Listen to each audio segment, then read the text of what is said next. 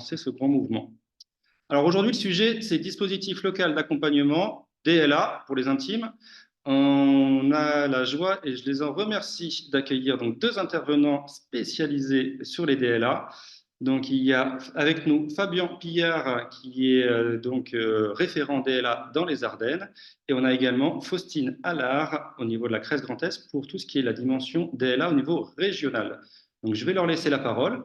Ils vont se présenter à vous. Ils vont vous présenter ce que c'est que ce dispositif local d'accompagnement sur une présentation dynamique et riche en informations qui a duré une vingtaine de minutes. On aura la joie, là aujourd'hui, justement, je suis moi dans le tiers-lieu, le Rucher Créatif à Troyes. On aura le témoignage d'Andrzej Zwoboda, qui est le président du Rucher et qui viendra nous faire un petit témoignage de ce que ça lui a apporté, le DLA, pour le tiers-lieu, qu'est-ce que ça veut dire aussi. Et derrière, on aura un temps de questions-réponses. Et on vous invite, donc, on va laisser dérouler la présentation. Et si vous avez des remarques, des questions, des interrogations, on vous invite à tout noter dans le chat, que normalement vous avez ouvert à côté. Et on répond à ça et on échange après la présentation. Donc, Fabien, Faustine, la parole est à vous et je vous laisse maintenant la main. Merci Thomas. Merci Thomas. Je vais peut-être commencer et puis ensuite Faustine t'y va et comme ça tu lances la présentation. Bien, bonjour à toutes et tous. Donc moi je suis Fabien Pillard et pas Pillard, mais c'est pas grave Thomas. Pas de souci. Donc je travaille au sein du réseau France Active Champagne-Ardenne.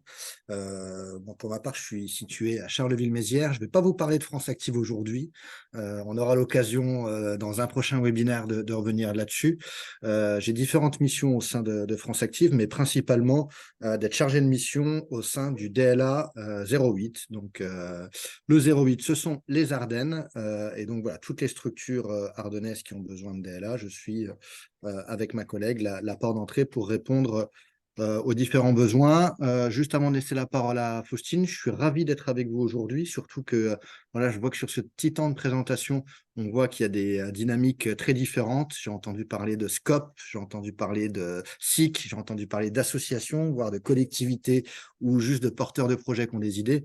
Et c'est très bien, puisque vous allez le voir, le DLA intervient à toute phase de vie auprès de plein de personnes différentes. Donc, c'est super d'avoir cette diversité qui n'est pas si étonnante que ça en voyant la diversité des tiers-lieux qu'on peut voir un peu partout en France.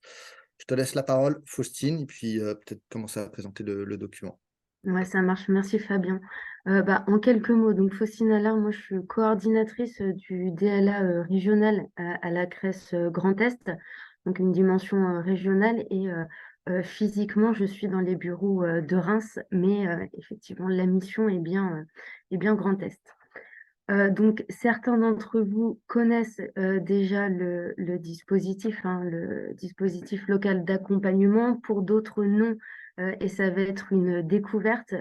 On va prendre le temps de vous présenter à double voix avec Fabien le dispositif. Effectivement, tout au long de la présentation, si vous avez des questions, n'hésitez pas à poser vos questions sur le fil de discussion, on y reviendra après. Donc déjà quelques mots sur le contexte du DLA, le dispositif local d'accompagnement. C'est le premier dispositif d'accompagnement de l'ESS, donc ce qu'on appelle l'économie sociale et solidaire en France. C'est un dispositif national et public. Le DLA est porté localement par des acteurs de proximité sur chaque territoire. On y reviendra plus tard dans la présentation. Donc le DLA est là vraiment pour accompagner toute structure d'utilité sociale dans le développement de leurs projets et de leur emploi. C'est vraiment la finalité du DLA. Concernant un petit focus sur le DLA en Grand Est, et parce que c'est bien notre territoire, nous avons différents partenaires financeurs qui viennent subventionner les actions du DLA, parce qu'il y a un principe de gratuité dans l'accès du dispositif pour les structures qui sont accompagnées, mais bien évidemment, nous avons des partenaires financiers qui sont l'État, le Conseil régional Grand Est et la Caisse des dépôts Banque de territoire, qui pilotent donc le dispositif sur le Grand Est, aux côtés également de la CRES Grand Est et de l'Union des mouvements associatifs en Grand Est, qui, eux, sont non financeurs, mais participent à la gouvernance du dispositif en région. Donc, comme je le disais, le dispositif, c'est vraiment un outil à se saisir qui est ancré sur les territoires. Donc là, vous pouvez en voir la cartographie sur la région Grand Est, donc qui est portée par différents acteurs. Donc, on retrouve un DLA départemental sur chaque département et un DLA régional, donc porté par la CRES en partenariat de coportage avec Lorraine Mouvement Associatif, et qui représente au total un effectif de 25 chargés de mission DLA. Le DLA s'adresse à qui? C'est vraiment à toute entreprise, toute structure qui relève de l'économie sociale et solidaire. C'est bien un champ qui intègre, de par la loi 2014, différents statuts, nature juridique, qui intègrent donc l'économie sociale et solidaire. Donc par là, on entend les associations, les coopératives, également les mutuelles et les fondations, mais le DLA ne les accompagne pas tellement. On retrouve aussi les entreprises commerciales qui ont l'agrément ESUS, donc d'utilité sociale, et également les structures de l'IAE, donc de l'insertion par l'activité économique. Le cœur de cible, les cibles prioritaires du dispositif sont les petites et les moyennes structures de l'économie sociale et solidaire employeuses, vraiment dans une finalité, dans un objectif de consolider les emplois et développer les activités. Plus largement, le projet de chacun, votre projet que vous souhaitez développer demain. Le DLA accompagne également, et ça c'est bien important à l'avoir en tête, tout secteur d'activité, tout domaine d'activité. Donc on entend par là le secteur culturel, le secteur sportif, le secteur de la santé, du social, du médico-social, de l'environnement, du commerce, etc. Le DLA est un outil plutôt riche puisqu'on travaille vraiment en complémentarité avec d'autres acteurs du territoire et en articulation avec ce qu'on appelle l'écosystème de l'accompagnement territorial, donc, qui est proposé sur les territoires. Donc, par exemple, le réseau tiers-lieux en Grand Est, qui nous réunit aujourd'hui. Vraiment avoir en tête qu'il y a une logique de complémentarité, vraiment de collaboration avec les autres acteurs, nos partenaires, qui proposent déjà des solutions, voire même d'autres ingénieries complémentaires à celles que le DLA peut proposer. Donc le DLA, pourquoi faire? Avoir en tête aussi, et j'insiste, que l'accompagnement part vraiment du besoin, de vos besoins que vous allez pouvoir identifier. Et dans une logique de parcours, on peut en diagnostiquer d'autres que vous n'avez pas pensé ou qui ont été révélés lors de l'élaboration du diagnostic. Et c'est vraiment un accompagnement sur mesure. Donc voilà, il y a différents enjeux principaux d'accompagnement que vous pouvez retrouver sur la slide, à la fois autour du renforcement du modèle économique, si vous souhaitez améliorer votre stratégie, par exemple en formalisant le projet stratégique ou associatif, une logique aussi de revoir, de toucher à la gouvernance ou même à l'organisation interne de vos tiers-lieux actuels ou de vos tiers-lieux de demain, un souhait de développer vos partenariats, de développer aussi votre activité sur un territoire donné. Voilà, c'est quelques exemples, mais qui vous montrent aussi toute la richesse du dispositif qui est vraiment singulier par rapport aux besoins que vous pouvez rencontrer. Et je laisse à présent Fabien vous parler, vous présenter le parcours d'accompagnement et ses différentes étapes. Juste avant de vous parler du parcours, en effet, sur les thématiques, elles sont très très larges. Et c'est ça aussi qui fait la force du dispositif, c'est que On se rend compte souvent sur la phase de diagnostic, j'en parlerai lors du parcours, que alors c'est peut-être aussi parce qu'on est France Active sur le département des Ardennes et de la Marne, où on porte le DLA, mais souvent les structures viennent nous voir plutôt par rapport à des problématiques économiques. C'est ben voilà, je ne sais pas comment finaliser mon budget, est-ce que vous pouvez nous aider? Et en fait, de par le diagnostic, on se rend compte que les enjeux peuvent être parfois au-delà de l'économique. Enfin, l'économique, au final, est plus une conséquence qu'une vraie problématique. Donc, c'est là où, justement, on travaille en lien avec la structure, hein, on réalise un diagnostic partagé pour voir sur quel sujet il semble plus important de prioriser. Ce qui est important aussi, c'est qu'au-delà de ces thématiques, c'est sectoriel, c'est-à-dire que on en parlera sur les consultants retenus, mais l'objectif, c'est d'avoir des experts qui peuvent répondre, qui connaissent vos spécificités. Un tiers-lieu dans le secteur culturel, c'est différent voilà, d'une structure sportive, voire d'un autre tiers-lieu sur une activité liée à la santé. Donc, c'est aussi important pour nous voilà, d'avoir des experts qui sont en capacité de répondre aux différentes attentes que vous pouvez avoir. Et on se rend compte de plus en plus qu'il y a pas mal de besoins liés au développement d'activités. Le DLA a tout son sens dans cette logique-là. Et ça me permet en effet de revenir sur le parcours. Ce qui est important de préciser, c'est que le DLA, ce n'est pas un dispositif flash qui est rapide à mettre en œuvre. Ça prend du temps. En général, hein, alors c'est une moyenne à la louche, hein, mais entre le premier accueil qui correspond à la première fois où on échange avec la structure, qui nous appelle, voilà, j'ai entendu parler du DLA, j'aurai un besoin, etc. On échange un petit peu avec elle.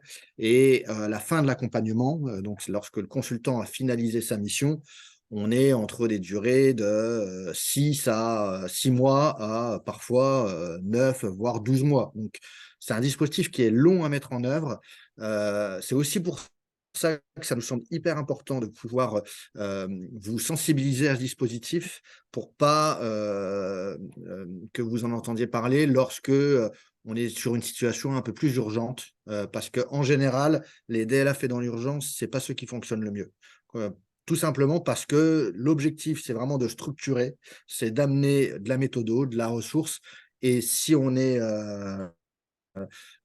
sur une durée très courte, sauf si la structure est vraiment en capacité de se mobiliser énormément, ça a un peu de mal à fonctionner. En tout cas, un premier accueil où là, notre rôle en tant que chargé de mission, c'est de vérifier de l'éligibilité de la structure. Est-ce qu'elle relève bien de l'ESS? Est-ce que c'est une association employeuse ou qui va devenir employeuse très rapidement? Est-ce que le besoin semble être pertinent? Et puis dans ce cas-là, en fait, on lui propose un rendez-vous, on lui demande de nous envoyer différents éléments, puisque mieux on connaît la structure, mieux on peut l'accompagner. Donc, on a notamment un questionnaire de pré-diagnostic qu'on envoie à la structure et on cale un rendez-vous pour échanger avec vous et commencer à construire ce diagnostic partagé. On insiste vraiment sur le terme de diagnostic partagé. Souvent, on a des structures qui nous appellent en disant « Oui, j'ai entendu parler du DLA, il paraît que vous faites de l'audit, c'est super. » Non, on ne fait pas d'audit. J'amène la différence entre audit et diagnostic partagé. Souvent, l'audit, c'est plutôt commandé par un tiers, genre un financeur qui veut voir si le boulot est bien fait. Ou alors, si c'est de votre fait, c'est plus pour aller chercher un agrément, une norme ISO, etc. Donc là, on n'est pas dans cette logique-là. Le diagnostic, c'est un document que l'on travaille ensemble, basé sur les éléments que vous nous transmettez et sur les échanges qu'on a avec les différentes parties prenantes dans l'association. Parfois, on rencontre uniquement le président et le salarié, la direction. Parfois, c'est beaucoup plus pertinent de rencontrer tous les administrateurs, voire tous les salariés. On ne fait pas des entretiens avec 40 salariés quand il y a 40 salariés. Ce n'est pas du tout la logique. Sinon, ça prendrait plus de temps que prévu. On n'a pas forcément ce temps pour le diagnostic. Mais on essaie vraiment de déceler quelles sont les parties prenantes et de travailler sur vos enjeux et vos besoins. Et c'est là où on va construire un parcours pour essayer de prioriser les axes de développement. On valide ensemble ce diagnostic. On le valide aussi en lien, puisque nous, chargés de mission, qui sommes sur le terrain, donc 25 sur la région Grand Est, on reste très généraliste. C'est-à-dire qu'on n'a pas forcément une expertise en même temps sur les tiers-lieux, en même temps sur la culture, en même temps sur le sport, en même temps sur le médico-social. Enfin, ça, c'est pas possible, sinon je ne pense pas qu'on serait là. On serait sur d'autres métiers. Voilà, on est très généraliste. Par contre, on a des centres de ressources dans à peu près tout secteur, hein, autour de l'IAE, autour du sport, de la culture, qui nous appuient aussi pour construire le diagnostic qui est le plus pertinent avec les préconisations qui sont les plus adaptées possibles. C'est là où je reviens sur le fait que souvent, entre le besoin initié au moment de l'accueil et lorsqu'on valide le diagnostic, ben, parfois le besoin est différent. Et c'est ça qui est aussi intéressant. En fait, ce qu'on a l'habitude de dire, c'est que le diagnostic, c'est déjà un accompagnement qui est important puisque en fait, on va vous amener un regard extérieur, une prise de recul sur votre association. Et ça fait du bien à un moment donné de pouvoir se poser, voir quelles sont ses forces, mais aussi ses enjeux. Et c'est ce qu'on essaie de faire sur cette phase de diagnostic.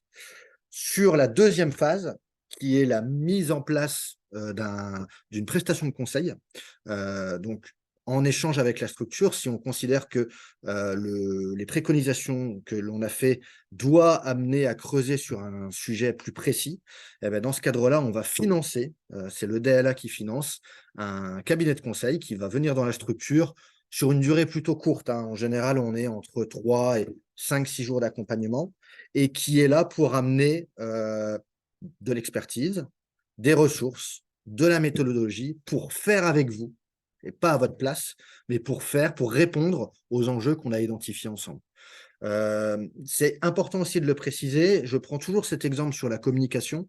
Si on a un consultant, en tout cas, si l'enjeu il est autour de comment mieux communiquer au sein de la structure, le consultant il va vous accompagner à travailler sur votre raison d'être, quelles sont vos forces, comment amener le message, comment porter le message de façon simple auprès de vos différents interlocuteurs. Ce n'est pas lui qui va faire votre site internet ou qui va gérer votre page Facebook. Ça, c'est pas du ressort du DLA. On est vraiment sur de l'ingénierie et de proposer de la ressource. Évidemment, en tant que chargé de mission DLA, on reste en lien sur tout le parcours avec vous et le consultant. On vérifie que le consultant et vous, ça se passe bien. Et ce qui est aussi important de préciser, c'est que le DLA, ce n'est pas un dispositif court, je l'ai déjà dit, mais ce n'est pas un dispositif one-shot aussi. Et là, c'est marrant, moi, ça fait 6 ans que je suis sur le DLA dans les Ardennes. Et en fait, on fait un suivi avec les structures en général 1 an et demi après la fin du DLA. Pour essayer de voir si les choses ont été mises en œuvre. Et assez régulièrement, en fait, on repart sur un DLA, alors pas systématiquement tout de suite, mais les structures reviennent 2, 3, 4 ans après, avec des nouveaux enjeux, et c'est normal. On a répondu à un enjeu à un moment donné, la structure se développe, il y a de nouveaux enjeux qui sont identifiés, eh bien, on va la réaccompagner avec un nouveau diagnostic, ou en tout cas qu'on va actualiser, potentiellement un nouveau consultant si on est sur d'autres enjeux, pour essayer vraiment de répondre à son besoin. Le DLA, c'est vraiment un acteur qui est là pour accompagner les structures pendant toute la phase de vie de la structure. C'est ce qu'il y a à retenir. Et puis enfin, si je dois rester sur cette slide, on a 2 types d'accompagnement. On a les accompagnements individuels qui sont la majorité des accompagnements. C'est une structure qui a un besoin, qui va nous solliciter et donc qui va rentrer vraiment dans cette logique de parcours que je viens de vous préciser. Et puis parfois, on se rend compte que il y a des enjeux qui ressortent de différentes structures. Pour vous donner un exemple, dans les Ardennes, en ce moment, on fait un gros travail, enfin en tout cas en 2023, on a fait un gros travail avec les centres sociaux, ce qui est pour le coup pas votre cible, mais sur le modèle socio-économique. Voilà, ils rencontrent différents enjeux, ils rencontrent quasiment tous les mêmes enjeux en même temps, et à un moment donné, de faire 15 accompagnements individuels, déjà, ça prendrait beaucoup de temps. Et en fait, on perdrait ce côté travail en intelligence collective. Parce que voilà, sur certains, il y a des bonnes approches qui peuvent être, des bons retours d'expérience qui peuvent être amenés. Et donc, parfois, c'est aussi des choses qu'on propose lorsqu'on décèle. Alors, soit nous, chargés de mission, qui sommes sur le terrain, soit en lien avec nos partenaires, puisque on a cette vocation d'être coordinateur de parcours, donc on est en lien avec les différents réseaux, les différents financeurs. Faustine en a parlé tout à l'heure. Tiers-lieu Grand Est, par exemple, est un réseau qui peut aussi identifier des besoins et sur lequel on va travailler pour mettre en place un accompagnement collectif qui est pertinent pour plusieurs acteurs au même moment. Voilà en gros ce que je voulais vous dire sur cette slide-là. Sur la slide suivante, je ne sais plus si c'est toi qui reprends ouais, sur les chiffres clés. Ouais. Non, là, juste la dernière chose que je voulais dire, Faustine, je sais que je suis trop long, mais je fais très vite. Mais on en parlera peut-être un peu sur les questions-réponses. C'est que on finance, le DLA finance le diagnostic de par les salaires des chargés de mission, finance le consultant par une prestation de conseil. Il peut arriver parfois que le besoin il est plus important et que vous avez aussi, dans le cadre d'appels à projets auxquels vous avez répondu, des crédits d'ingénierie. Et à un moment donné, le DLA peut aussi coordonner tous ces différents besoins. C'est-à-dire que je prends cet exemple pour ceux qui ont eu la chance d'être labellisés manufacture de proximité. Bah, il y avait des budgets d'ingénierie. À un moment donné, on peut aussi être coordinateur en disant bon, bah, ça, c'est plus du ressort du DLA. Et donc, il va avoir 4-5 jours financés par le DLA et 4-5 jours plutôt financés dans le cadre de l'enveloppe manufacture. Voilà, c'est le genre de choses aussi qui est assez pertinent, qui permet parfois d'aller sur des enveloppes un petit peu plus conséquentes. Et j'ai terminé, Faustine, sur cette slide-là, je te redonne la parole. Ouais, merci Fabien. Moi, je voulais juste compléter un petit élément dans le cadre des accompagnements collectifs. Alors, c'est pas parce que ça s'imbrique dans une dimension collective qu'il n'y a pas des temps individuels. C'est-à-dire lorsque on fait la proposition au consultant, voilà, à travers un cahier des charges, bref, sans rentrer trop dans des détails administratifs, mais on peut proposer au consultant la condition que ça s'inscrit dans un accompagnement collectif avec une proposition de temps collectif justement qui favorise aussi le partage de connaissances, le partage des bonnes pratiques, se faire connaître aussi et rencontrer ses pairs, et puis des temps aussi individuels où le consultant du coup apporte une réponse, une tentative de réponse aux besoins singuliers de chaque tiers-lieu, par exemple. Voilà, mais ça reste vraiment, encore une fois, du cas par cas, donc difficile d'en faire une généralité, mais c'est tout à fait envisageable. Voilà, pour finir aussi, pour vous donner quelques éléments chiffrés sans rentrer trop dans des statistiques, voilà, juste vous dire que pour 93% des accompagnements qui ont été opérés en 2022 sont tournés vers le modèle associatif. On accompagne aussi les coopératives, il n'y a pas de souci par rapport à ça. Voilà, il y a à peu près 140 structures qui ont bénéficié du DLA en 2022. Derrière ça, ça représente quand même plus de 11 000 emplois. C'est vraiment un dispositif au service de la consolidation de l'emploi, c'est important aussi à le dire. À titre d'information aussi, voilà, les top 3 des thématiques d'accompagnement, pour près de 37%, on est des questions autour de la stratégie et du projet, puis après autour des questions du modèle éco et de la gestion financière, et enfin tout ce qui touche à la thématique de l'organisation interne et des ressources humaines, même si vous vous en doutez, ce ne sont que des grandes thématiques et derrière ça, il y a des sous-thèmes qui sont présentés. Niveau secteur d'activité, et vraiment encore une fois à titre d'information, voilà, le premier secteur qui est accompagné, c'est le secteur culturel. S'ensuit le secteur de l'animation sociale et enfin le secteur de l'emploi. Un petit top 4 serait le secteur culturel. Et Fabien, je te relaisse la main sur les indispensables du DLA à retenir.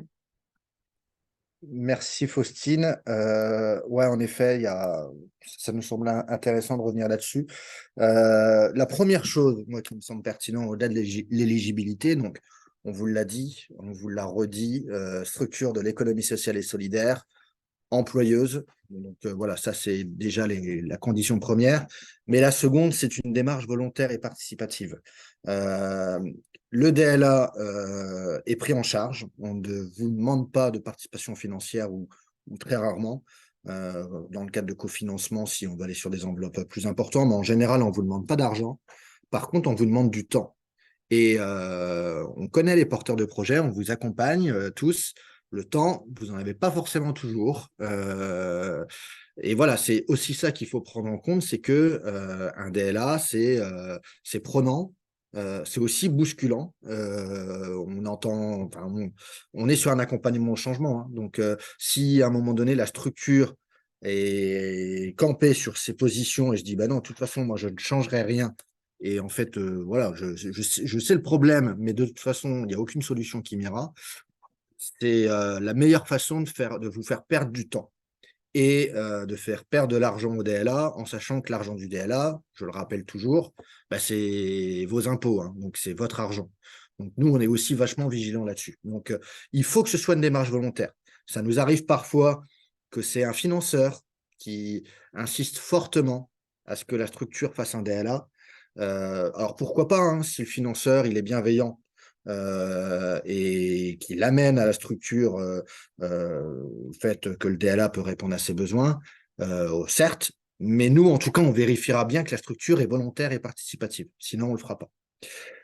Il faut être dans cette dynamique d'accompagnement au changement, je l'ai précisé, sinon ça ne marche pas. On intervient à différentes phases de vie. Alors, évidemment, la phase de vie développement ou création, c'est toujours des phases qui sont plus simples parce que la structure est en général moins en posture de recul, voilà, de crainte. Quand on est en situation beaucoup plus compliquée, ben, parfois voilà, on a aussi du mal à accompagner ce changement. Mais on le fait quand même. Alors, on le fait quand même dans une certaine mesure, hein. Si la structure est pas loin de la liquidation, malheureusement, le DLA, on n'est pas des pompiers. Voilà, c'est pas avec notre arrosoir qu'on va pouvoir éteindre les flammes. Donc, c'est important à préciser. C'est aussi pour ça que le DLA, ça se pense en amont. On vous a parlé des consultants qu'on mobilisait. C'est aussi la force du dispositif. C'est un vieux dispositif qui existe depuis 2002, qui est vraiment opérationnel depuis 2004, hein, donc ça fait 20 ans. Et donc, on a créé un pool, alors au niveau national, hein, on a un pool de consultants, de centaines, voire de milliers de consultants à travers toute la France qui ont des références sectorielles ou thématiques, soit autour du DAVECO, soit autour des tiers-lieux ou d'autres sujets. Et c'est aussi ça la force du DLA, c'est à un moment donné de trouver le consultant avec vous, parce que ce n'est pas nous qui vous imposons un consultant, hein, on bosse ensemble là-dessus. C'est vous qui avez le dernier mot, c'est vous qui êtes bénéficiaire. On ne va pas vous imposer un consultant, mais voilà, on a quand même un pool où en général, on ne se plante pas trop. Ça arrive parfois que ça matche un peu moins, mais il y a de la vraie compétence, de la vraie expertise dans ce réseau de consultants. On coordonne le parcours en lien avec les autres acteurs du territoire et pareil, c'est important. Le DLA doit être au cœur du parcours.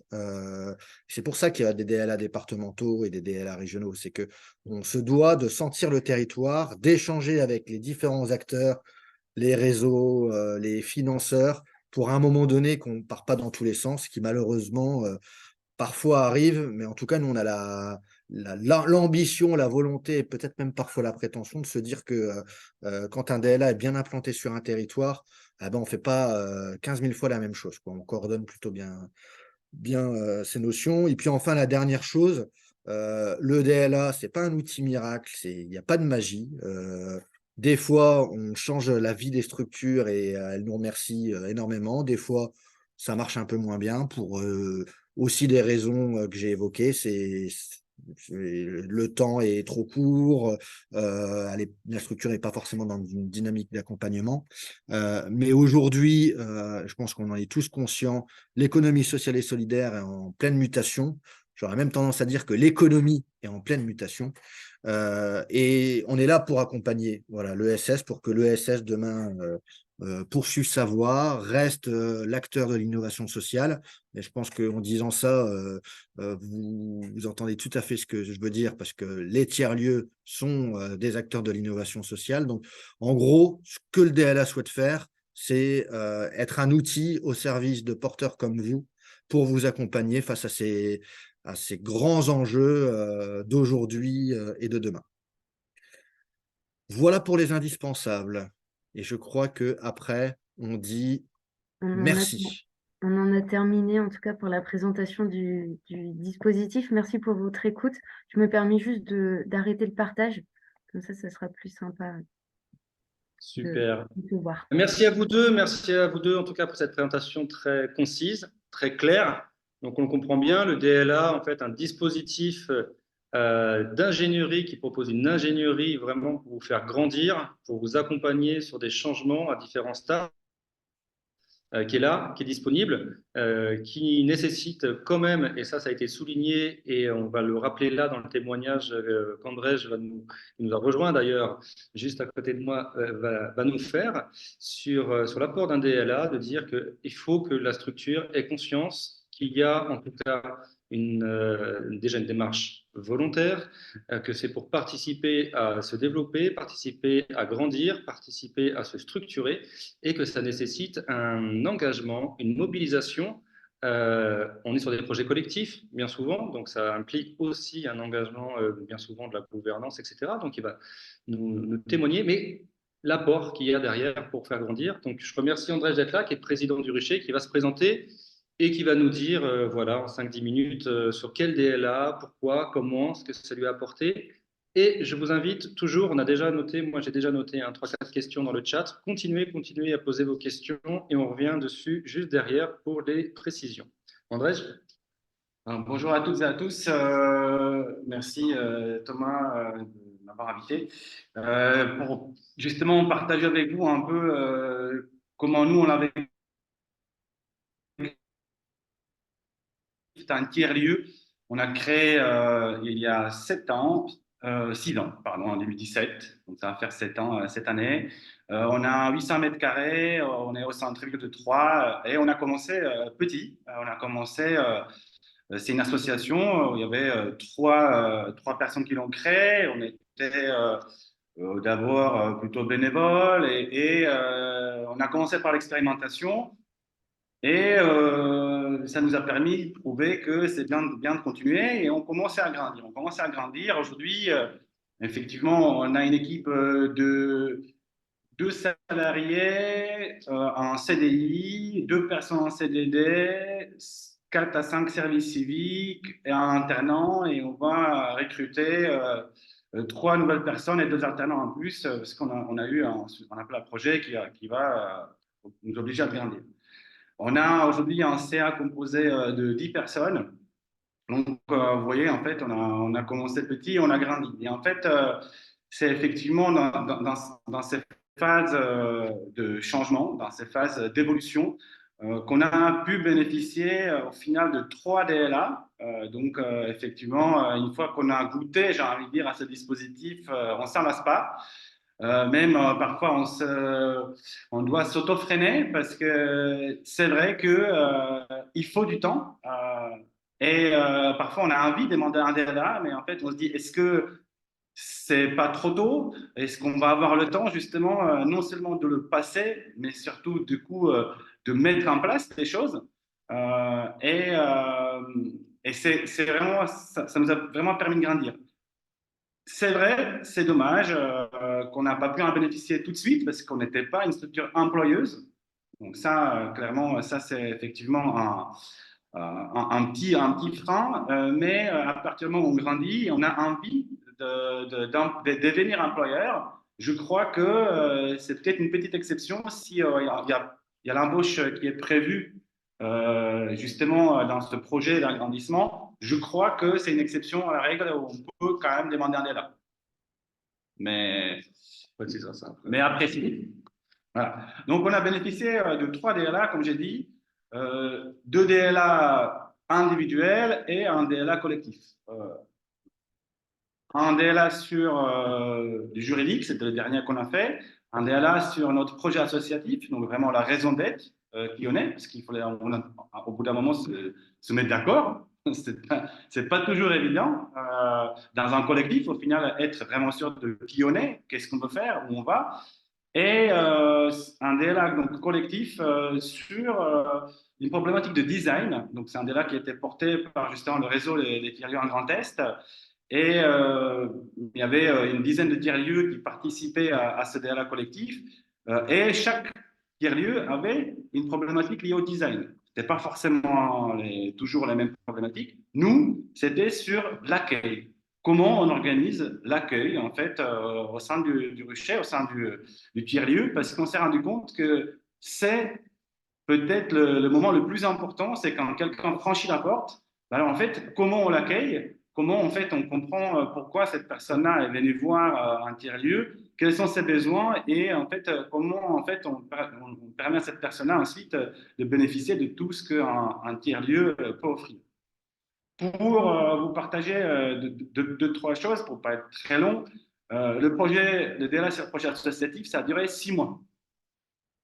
Ça a duré 6 mois. C'était, je crois, 5 ou 6 jours qui se sont étalés sur ce temps-là. Pourquoi? Parce qu'en fait, il a fallu, en partant d'un diagnostic, en partant de certains rendez-vous individuels, aussi organiser des temps collectifs. On s'est retrouvés tous avec le CA, mais aussi avec des bénéficiaires du rucher et un temps au final de travail entre chaque rendez-vous. Donc, en fait, ça nous amenait en fait, petit à petit à nous retrouver avec un projet associatif très complet, avec des plans d'action, avec des objectifs à mettre en place, des fiches d'action.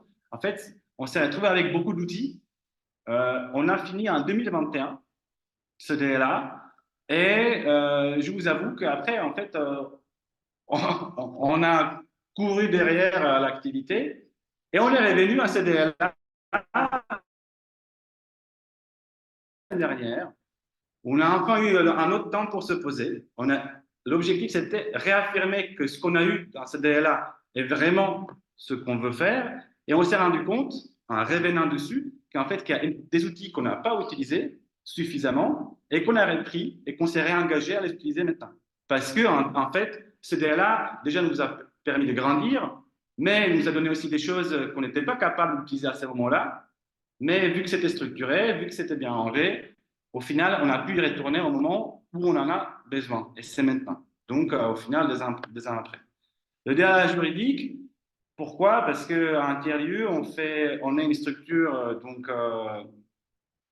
d'association de loi 1901, donc à but non lucratif, mais on fait quoi? On fait beaucoup de location d'espace. Alors, on se pose la question, est-ce qu'on n'est pas un peu dans la chambre concurrentielle? Question se pose, notamment dans le moment d'un chiffre d'affaires, est-ce qu'on ne doit pas être fiscalisé? Grosse question, très complexe. Et donc, on s'est fait accompagner effectivement par un cabinet d'avocats qui est arrivé à une certaine conclusion lors du DLA, mais qui ne nous a pas suffi. Donc, effectivement, on a mis au bout avec des fonds qu'on a trouvés par ailleurs et on a décidé de continuer avec ce cabinet encore plusieurs mois après la fin du DLA parce qu'en fait, on avait des questions très spécifiques qui sont ressorties après le DLA. Donc je vous confirme tout ce qui a été dit. On l'a vécu je ne peux que conseiller ce dispositif parce qu'effectivement, vous formulez votre problématique qui est d'abord discutée et reposée en fait pour être bien d'accord qu'elle est la bonne. On reçoit les propositions des différents consultants qu'on peut aussi un peu challenger. On les sélectionne et nous, peut-être on a eu de la chance, mais on était toujours extrêmement contents et satisfaits avec les personnes qu'on a eues et ça nous a vraiment beaucoup permis de grandir. Je m'arrête là parce que je peux parler longtemps de ça, c'est passionnant. Non, je vais t'arrêter.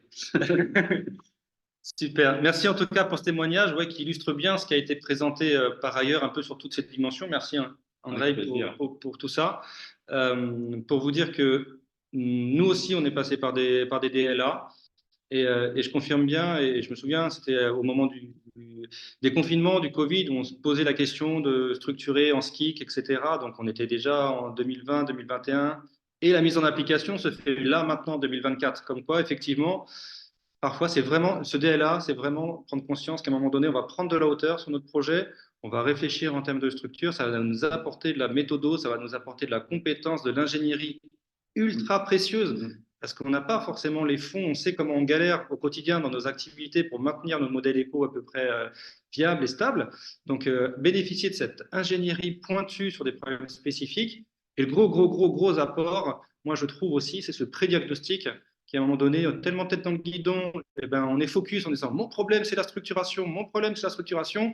Et en fait, ce prédiagnostic en fait, nous permet de prendre un petit peu de hauteur aussi, de nous rendre compte que ben, finalement, il y a d'autres soucis ailleurs qu'on sentait, qu'on pressentait, mais qu'on n'osait peut-être pas affirmer. Et d'avoir ce petit regard extérieur fait toujours du bien.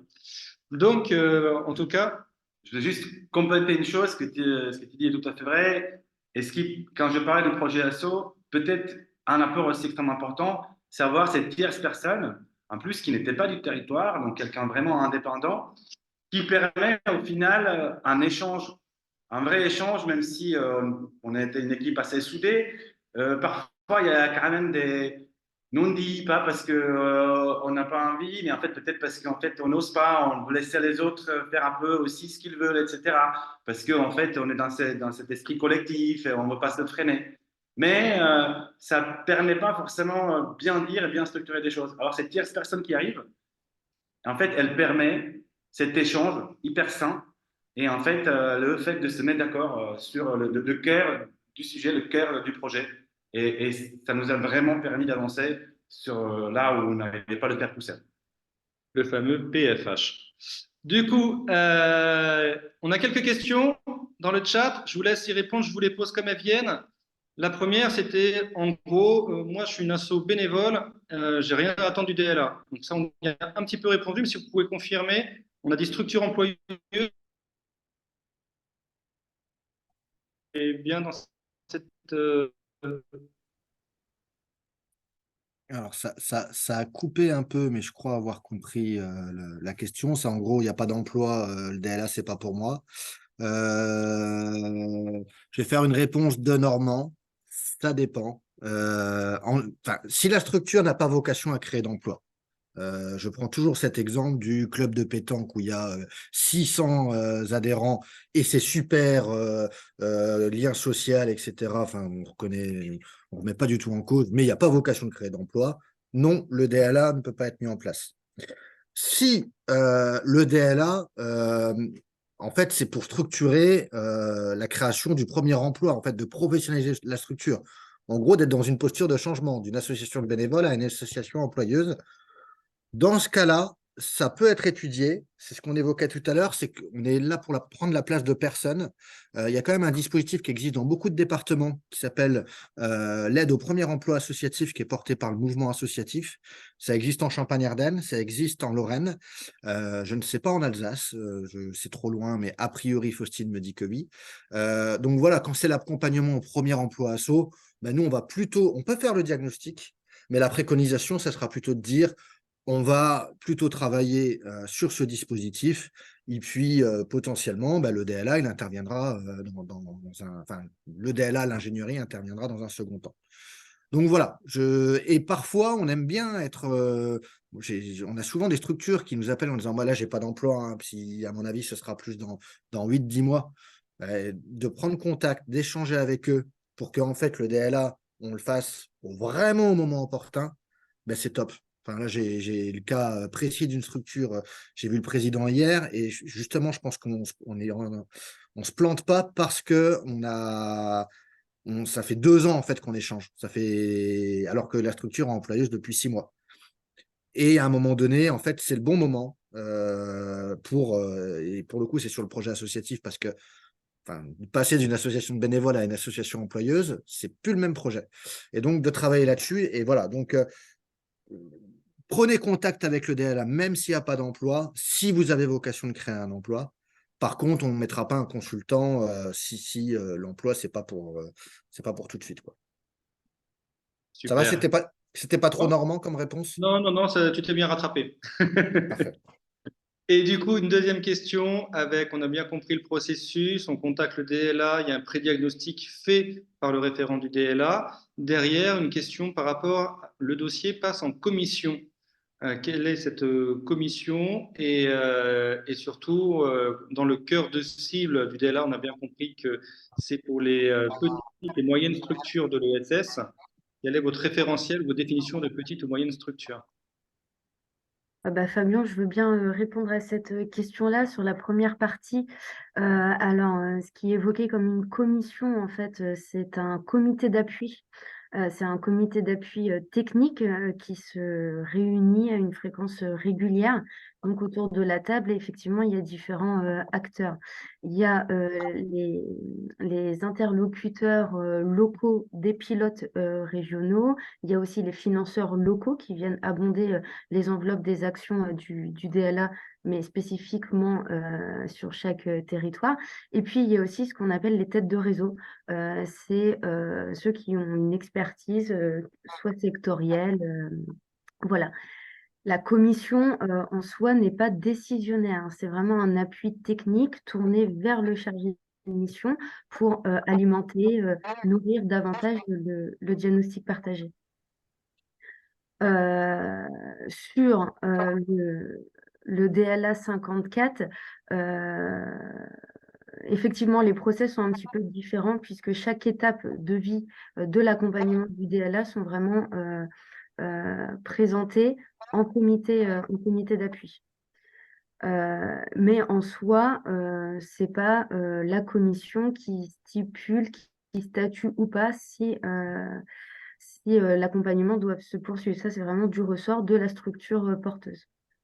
Sur la deuxième partie de la question, qu'est-ce qu'une petite ou moyenne structure? Disons, le cœur de cible, c'est aller de 1 ETP à 50 ETP, quoi. Mais il est possible aussi, par exemple, lorsqu'on accompagne le secteur social, médico-social, d'avoir 250 salariés dans l'entreprise. Ce qui nous est déjà arrivé, c'est plutôt de dire que les très grosses structures type, je prends l'extrême, groupe SOS, mais ils ont de l'ingénierie en interne, ils n'ont pas besoin du DLA. Voilà, c'est plus ça. Mais sinon, sur le nombre de TP, j'ai pu accompagner une structure médico-sociale 200 salariés. On était sur un accompagnement de 6 jours qui était vraiment très précis par rapport à un point. Ça passe très bien, il n'y a pas de souci là-dessus. Quelle est la différence entre le DLA régional et départemental? Je crois aussi qu'on a un petit peu répondu à cette question. Alors, la différence entre le DLAR et le DLAD, c'est que le DLAD s'attache à accompagner des structures, des entreprises de l'ESS qui ont un territoire d'action au sein même de leur département.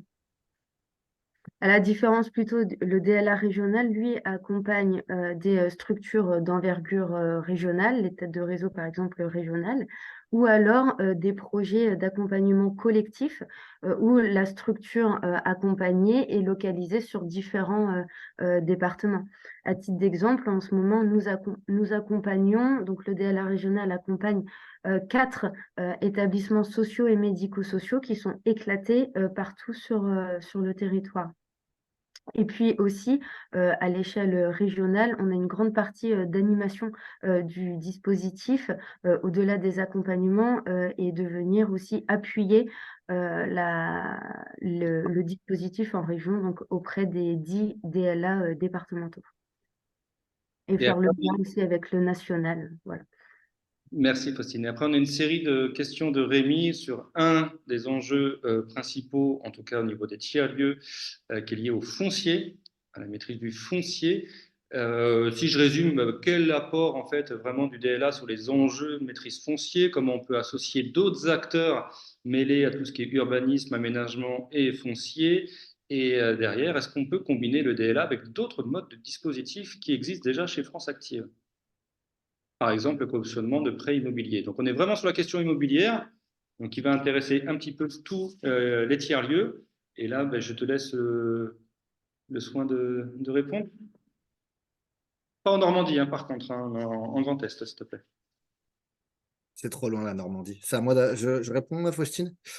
Alors, parce que je vois les questions là. Il y avait peut-on associer le CAUE, donc je ne sais pas exactement ce que c'est. C'est le Conseil d'architecture, d'urbanisme et de l'environnement, c'est ça?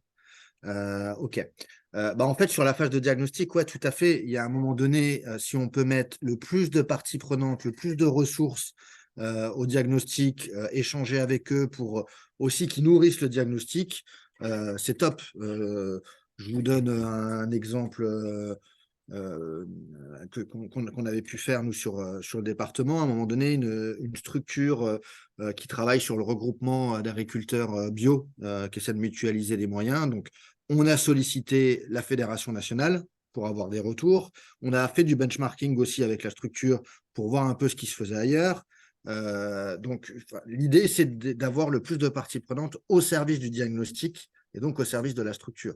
Donc, associer d'autres, ouais, c'est tout à fait possible. C'est pour ça que chaque diag est totalement différent, hein. Des fois, on fait des diags où on échange avec le président une fois et 2 fois avec le directeur et basta. Et des fois, on peut même faire un tour de table avec genre un comité de pilotage avec plein de partenaires, des financeurs ou pas. Donc, c'est vraiment à la carte sur cette phase de diagnostic. Sur les enjeux de maîtrise foncière, alors c'est marrant, on s'est connecté un petit peu plus tôt et on a échangé avec Thomas là-dessus. Alors, des précédentes DLA, pas vraiment, j'en ai pas en tête. En tout cas, si, il y a des questionnements, mais on était resté plutôt sur la phase de diagnostic et pas d'ingénierie. Ce qui est sûr, il faut définir le besoin quand on parle de maîtrise foncière. Le consultant, son boulot, ça va pas être de trouver le local le plus adapté et de négocier le tarif. Je le caricature, mais au moins comme ça, c'est clair. Ça, c'est pas du tout du ressort du DLA. Par contre, à un moment donné, d'être en appui juridique sur quel type de bail semble le plus pertinent au regard du modèle économique, au regard de la relation, ça, c'est des choses qui potentiellement peuvent être mises en œuvre. J'ajoute quand même, je mets quand même un bémol là-dessus, c'est que, bon, ça, c'est des choses plutôt en interne, mais on est sur des enveloppes de DLA, voilà, avec nos financeurs, ils nous donnent des enveloppes pour pouvoir financer. En général, les consultants qui sont sur des questions juridiques, avocats et compagnie, ils sont souvent sur des modalités financières un petit peu plus importantes. Et alors, il y en a qui se positionnent, hein, je crois que vous êtes pas mal en lien sur Thierry Le Grand Est avec l'EGICOP qui est déjà intervenu, voilà, qui est en capacité voilà, d'amener des réponses. Mais c'est vrai que, enfin, je dis l'EGICOP, il y en a d'autres, hein, je ne vais pas faire forcément de pub pour plus un qu'un autre, mais voilà, c'est pas la demande qu'on a tous les jours. J'espère avoir répondu à la question. Par rapport à France Active, là, pour le coup, je suis sûrement le mieux placé pour en parler. Oui, il est tout à fait possible de combiner un DLA avec un outil de financement. Parfois, alors c'est même pas qu'on combine en fait, c'est que une structure vient nous voir, vient voir France Active pour dire j'ai besoin de pognon. Et en fait, on se rend compte sur la phase d'analyse que ce n'est pas des besoins financiers qu'elle a, mais autre chose. Donc, on va plutôt la orienter vers le DLA. Et on se dit que justement, le DLA va lui permettre vraiment de maturer son projet et ensuite d'aller sur un outil financier. Et ça peut être à l'inverse, elle a besoin de financement. On va la financer et lui dire le DLA peut aussi être pertinent pour travailler sur la faisabilité du projet, etc. Donc, les deux peuvent être en lien. J'ajoute quand même, encore une fois, un bémol, désolé, c'est le deuxième. En général, France Active, on va quand même assez peu sur du prêt IMO. On est sur du moyen long terme. Nous, on est plutôt sur du 5, voire 7 ans max. Les prêts IMO, en général, on est plutôt sur 10-15 ans. Donc, voilà, on n'est pas sur ce type de financement. C'est plutôt la banque qui peut... la banque ou la Banque des territoires, voilà, sur lequel vous pouvez imaginer des choses. Très souvent, lorsqu'il y a un prêt IMO, c'est plutôt géré par la banque. Je suis désolé, je prends ma casquette France Active 2 secondes. C'est plutôt financé par la banque et France Active va plutôt aller sur l'aménagement, par exemple. Où là, on est sur des durées de prêt moins longues, 5-7 ans. Merci, très clair. Et puis, parce que Rémi est très en demande et dans le besoin, il demande si on peut solliciter 2 DLA en même temps sur 2 problématiques différentes. Alors, En même temps. tu veux répondre ou je réponds, Faustine? Vas-y, tu peux répondre et moi je compléterai si besoin. Ouais. Déjà, on va faire un diagnostic. On ne va pas en faire deux, parce que le diagnostic, je ne l'ai pas précisé, mais on est sur un diagnostic à 360. C'est-à-dire que tu viens nous voir en nous disant on veut consolider le modèle économique, on ne va pas qu'échanger sur le modèle économique. On va aussi échanger sur la relation avec les partenaires, les activités que vous portez, la gouvernance de la structure, son organisation interne, sa communication. Donc, en fait, le diagnostic, c'est le diagnostic de la structure. Il n'y en a qu'un. Après, le diagnostic peut amener des enjeux, des différents, deux problématiques. En général, on va, étant donné qu'on est sur des enveloppes de 4-5 jours, alors si ça peut se faire, j'ai eu le cas pour une structure où en gros, l'idée c'était de retravailler sur le projet ASSO, mais en fait, j'ai senti pendant la phase de diag qu'il y avait aussi un sujet d'organisation interne, qu'en gros, si on ne sait rien, ça allait péter. Et en fait, la structure, ce qu'on a fait, c'est que je leur ai dit sur le projet associatif, vous êtes largement en capacité de pouvoir porter pas mal de choses tout seul. Donc, en fait, on va faire 3 jours plutôt autour du projet ASSO et on va missionner 2 jours plutôt orientés vers l'organisation interne. Et au final, on était voilà, sur une enveloppe de 5 jours et comme ça a été assez pertinent. Donc, en fait, c'est un DLA qui va répondre à différents enjeux. Après, pour donner un autre cas de figure, c'est tout à fait possible de se dire, on fait un diagnostic, on répond à ce besoin, cette problématique, parce que on la priorise. À un moment donné, il faut aussi prioriser. Enfin, ça ne sert à rien d'aller sur 15 000 trucs. Il y aura toujours 15 000 trucs à faire dans toutes les structures, c'est normal. Et dès qu'un truc est fini, de toute façon, il faut refaire quelque chose. Hein. C'est comme quand on tape une maison. Mais on peut très bien se dire, sur une année, on va prioriser plutôt sur ce sujet-là. On finit, et puis ensuite, sur l'année suivante, on va plutôt sur l'autre problématique. Voilà, c'est aussi le genre de choses qui sont imaginables. Mais voilà, je pense que faut être vigilant aussi, mais c'est plus global que le DLA. C'est à un moment donné de prendre tous les sujets ensemble, même si parfois ça peut être intéressant parce qu'il y a des liens. L'avoir en tête, mais enfin, on ne peut pas tout solutionner en 3 mois. Enfin, moi, j'ai un peu de mal à y croire, en tout cas. Oui, ben merci. Et puis, c'est vrai que derrière, il va y avoir des problématiques liées, donc très spécifiques, liées à son stade de développement, dans quelle phase de structuration on est, quelle zone de réflexion on veut avoir. Et puis, il y a des problématiques un peu plus transversales qui nous touchent tous en termes de tiers-lieux. Et là, ça rejoint un peu la question de Gaël. Est-ce qu'aujourd'hui, dans vos pôles de consulting, de consultants, vous avez des spécialistes de problématiques tiers-lieux? Est-ce que ça existe, ça, dans votre catalogue de consultants de référence? Tu as mentionné les JCOP qui interviennent un petit peu dans ce domaine sur des problématiques, mais est-ce que vous en voyez, vous en avez? Alors, je vais jouer la provoque, hein, mais c'est quoi un tiers-lieu? Tous Ici, les c'est nous projets qui que vous... posons les questions. Ah merde, ah merde. Non, mais tous vos projets sont différents. Donc, Oui. souvent, en fait, on parle de tiers-lieu, mais on parle de tiers-lieu culturel. On parle de tiers-lieu. C'est plutôt des modes d'organisation, des histoires qui sont. C'est plutôt ça le dénominateur commun. Donc, au final, parfois, est-ce que c'est plutôt quelqu'un qui est expert de modèle économique et que ce soit un tiers-lieu, que vous appelez tiers-lieu, ou vous appelez autrement une association qui travaille sur l'aspect culturel, bah, en fait, on s'en fout que ça s'appelle tiers-lieu. C'est plutôt, il va être expert thématique. Et oui, on a plein de consultants qui ont pu accompagner des tiers-lieux parce qu'ils se définissaient comme tiers-lieux sur des sujets thématiques. Après, sur les sujets sectoriels, considérons qu'un tiers-lieu, c'est un secteur d'activité, ce que j'ai un peu de mal à croire, mais ça, c'est mon avis personnel. Aujourd'hui, ça commence à se faire parce que le réseau tiers-lieu Grand Est est en train de se fédérer. Vous avez la compagnie des tiers-lieux que vous connaissez dans le Nord qui est fédérée déjà depuis un petit peu plus longtemps. Vous avez en Aquitaine quelque chose des tiers-lieux aussi qui commence aussi à être fédéré. Et donc, au sein de ces structures, on commence à avoir des personnes qui ont des compétences, qui sont capables voilà, d'amener ce regard extérieur. Donc, oui, il peut nous arriver de travailler avec voilà, des consultants qui, quand on leur dit tiers-lieu, pour eux, c'est clair, c'est le type de projet qu'ils ont déjà accompagné.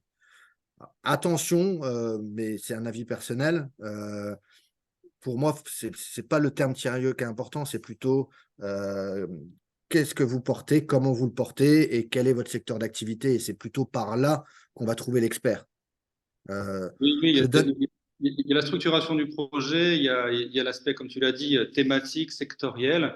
Et je pense que la question qu'il y a derrière, si je traduis, Miguel, tu peux brancher ton micro si tu le souhaites et compléter si c'est une mauvaise interprétation. Je pense que l'État, c'est de dire, est-ce qu'aujourd'hui, un réseau tiers-lieu Grand Est, donc tel qu'il est constitué au niveau régional, peut être considéré comme une tête de réseau, mais je vois un petit pouce de Faustine qui dit oui, on vous voit comme une tête de réseau. Et en Oui. gros, derrière, est-ce que, comme c'est une tête de réseau composée par des personnes qui sont passées par la structuration, le développement, modélisation, expérimentation, tout ce que vous voulez vis-à-vis des tiers-lieux, est-ce qu'il y aurait là une place au niveau du réseau pour pouvoir accompagner via le DLA d'autres projets de ce type? Mais Gaël, je t'invite. Tu as très bien résumé le fond de ma pensée. Merci. Moi, je veux bien répondre, mais si tu veux répondre, Faustine, tu peux y aller parce que je suis peut-être parfois un peu impoli et je veux répondre à tout. Non, non, mais vas-y, je t'écoute et je vais. Euh, J'essaye de répondre de façon la plus claire possible. Pour moi, enfin, au-delà d'être membre du réseau tiers-lieu qui fédère des acteurs, chacun est entrepreneur dans une association, voire à côté un cabinet de consulting en entreprise classique, micro. Demain, il est tout à fait possible pour ces personnes, s'ils ont de l'expérience, de pouvoir répondre à un appel à prestataire qu'on lance et être retenu pour assurer un accompagnement. Ça, il n'y a pas trop de soucis. Le seul point de vigilance que j'amène, c'est que on intègre dans nos comités d'appui des experts, des réseaux. Je vous donne un exemple. On a IAE Grand Est, donc expert de l'IAE, qui est présent dans notre comité d'appui, enfin dans beaucoup de comités d'appui des DLA départementaux. On ne peut pas être, peut pas avoir le beurre et l'argent du beurre. On ne peut pas être au comité d'appui et être consultant à côté. Voilà. Donc, mais après, en soi, c'est avec quelle casquette, quoi. C'est si Presilia, en tant que réseau tiers-lieu Grand Est, fait partie d'un comité d'appui, Presilia ou Emma, hein, pardon, hein, en tant que salariés, font partie des comités d'appui, amènent leur expertise parce qu'ils représentent le réseau tiers-lieu Grand Est. Et à côté de ça, il y a un membre du réseau tiers-lieu parce il porte un tiers-lieu, mais qu'il a aussi une activité de consulting. Je ne vois pas en quoi c'est gênant. Que demain, ils puissent se positionner sur un appel à prestataire. Donc, il y aurait vraiment, en tout cas, une question à éclaircir, c'est de savoir effectivement avec quelle casquette on arrive en tant que consultant, d'éviter d'être juge et partie, d'être à la fois présent dans la commission d'appui et en même temps consultant de l'autre côté. Et une question et un positionnement, nous, au niveau du réseau, à savoir si c'est le réseau qui se positionne en tant que référent DLA, peut-être avec une ambition régionale de ce que je pourrais en retenir, ou est-ce qu'on est consultant à côté, indépendant, soit par sa propre structure dans laquelle on travaille déjà, ou à titre individuel derrière. Mais Moi, en fait, je me posais la question de savoir si le réseau pouvait entrer du coup dans ces comités de diagnostic en tant que réseau, et après, peu importe qui on nomme au sein du réseau pour en faire partie, tu vois. Et du coup, après que les offres de prestations, de prestataires descendent sur les tiers-lieux membres du réseau qui sont euh, d'ores et déjà prestataires DLA. Alors, c'est pas comme ça que ça fonctionne. Alors, le réseau tiers-lieu pourrait très bien demander de rentrer dans des comités d'appui départementaux. Après, charge au comité d'appui de tel département Alors, de moi, dire oui ou non. je pensais plutôt au niveau régional, hein. Ouais, d'accord. Donc ça, pour le coup, je laisserai Faustine répondre. Ouais, mais c'est le même principe. Effectivement, on peut tout à fait, et on est toujours volontaire à accueillir de nouveaux membres au sein de nos comités d'appui. Encore une fois, c'est un appui technique, hein, en tout cas, c'est bien défendu comme ça, même dans le cadre d'action nationale du dispositif. Le comité n'est pas décisionnaire. Mm.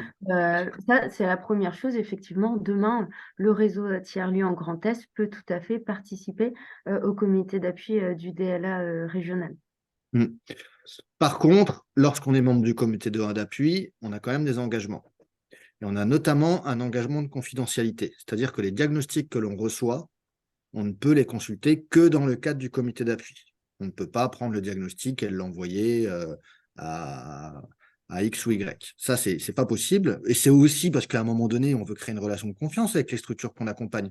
Donc, si à un moment donné, le diag il se retrouve sur toutes les tables, ça va pas le faire. Donc, on est vraiment vigilant sur le fait et on fait signer aux membres du comité d'appui une charte de confidentialité.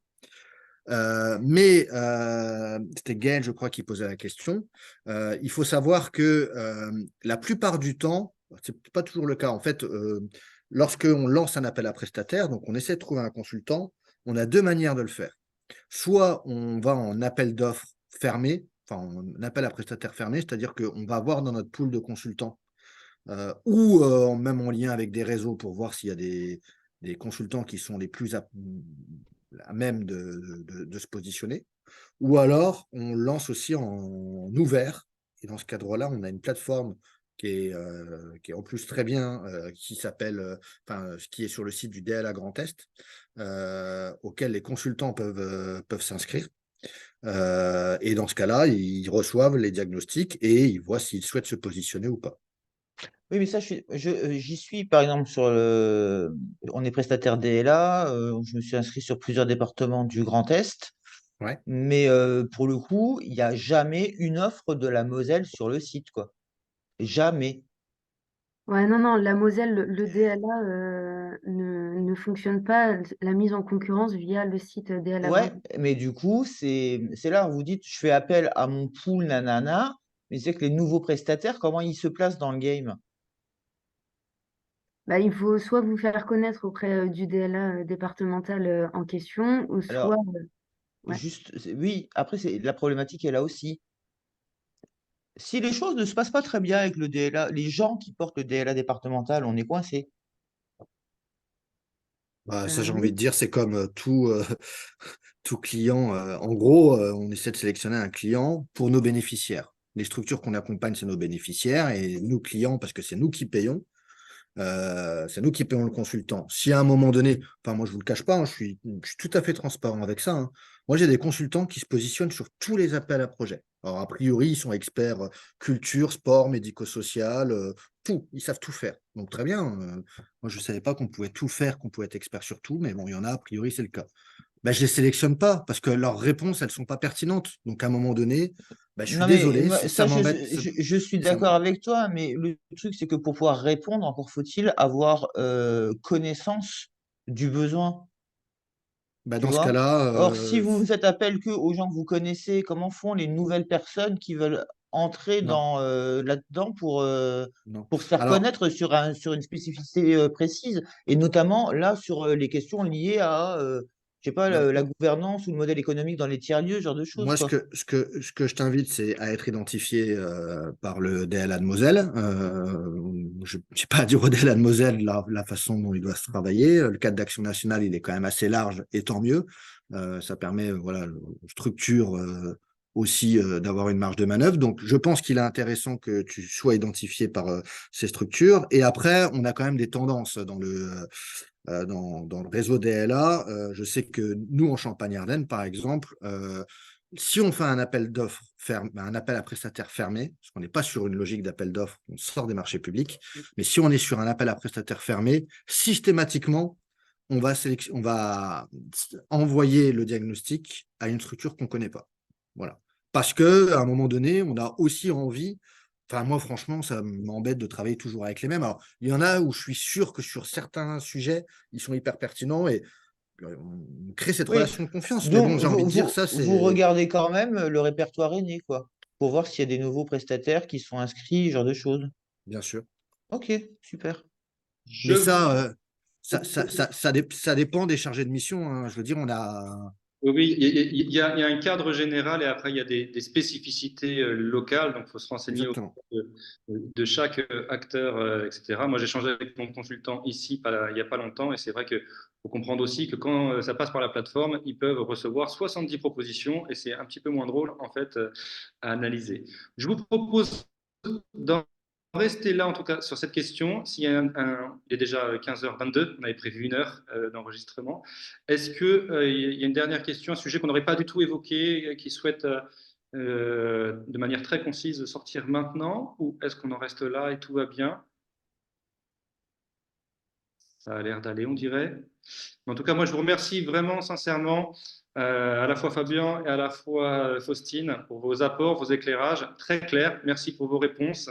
Je pense qu'on ressort de ça. Moi, en tout cas, j'ai pris 2-3 tips et 2-3 infos pensant connaître le DLA. J'en ai encore appris aujourd'hui. Donc, un grand merci à vous. Merci Priscilla, merci Emma pour l'organisation de ce webinaire, de toute façon qui est enregistré et sera diffusé sur la chaîne YouTube, j'en doute pas, très prochainement. Et puis, je vous souhaite une bonne fin de journée à tous. Un grand merci. Merci à vous.